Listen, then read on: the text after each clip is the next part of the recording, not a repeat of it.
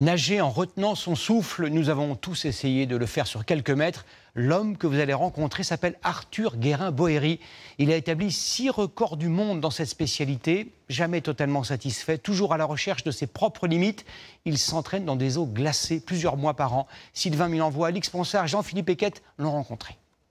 Je me suis mis au défi de parcourir 120 mètres en apnée sous glace, dans les eaux gelées d'un lac finlandais, avec seulement une combinaison de 2 mm d'épaisseur. C'est une plongée au fin fond de lui-même. Une plongée au-delà du supportable. Dans ces eaux bleues glacées, dont la beauté ne dit jamais le danger. D'ordinaire, Arthur Guérin-Bohéry nage en piscine municipale. Alors pourquoi quitter le confort des eaux tempérées? Pour 2 raisons.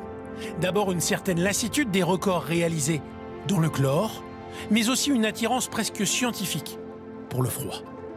Les bienfaits de l'eau froide, c'était ça qui m'intéressait au début. On a un gros dégagement d'endorphine et d'adrénaline quand on se met dans l'eau froide, donc c'est un cocktail assez intéressant. Vous dire que c'est facile? Abominable. Vu la température de l'eau, ce serait mentir. Entre 6 et 7. Faut être fada. On voit qu'il est né ici.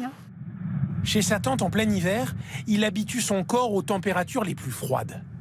À partir de 15-16 degrés, tout le monde commence à dire « Ok, c'est vraiment froid ». En dessous de 10 degrés, on commence à subir. Et après, à chaque degré enlevé, on sent une différence. Mais avant d'affronter les froids polaires, le canal de l'Ourcq, dans l'Est parisien, fait l'affaire. C'est interdit. Ici, la baignade, pas toujours propre, n'est pas surveillée. Arthur a dû prendre plus de 10 kilos pour s'y entraîner. On doit prendre du gras quand on se met dans l'eau froide régulièrement.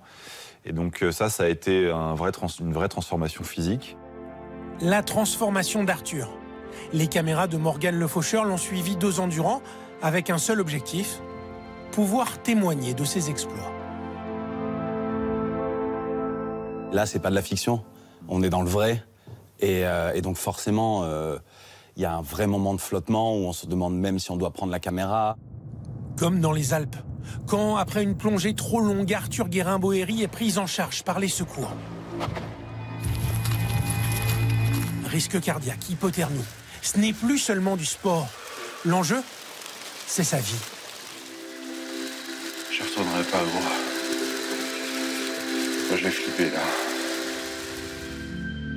Pourtant, il y est retourné. De la Finlande au Canada, sous des lacs gelés, en prenant garde d'abord à sa sécurité.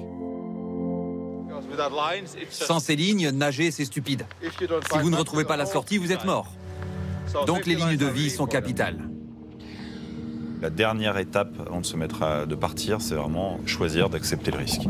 On lâche prise face à la peur qui subsiste. Tout bascule et finalement, on peut partir. De ces doutes sont nés des records d'apnée jusqu'à 3 minutes sous glace. Ils ont aussi donné vie à ce film haletant intitulé Sunny Boy, en français le garçon ensoleillé, le garçon lumineux. Sous la surface de l'eau, l'impossible devient merveilleux.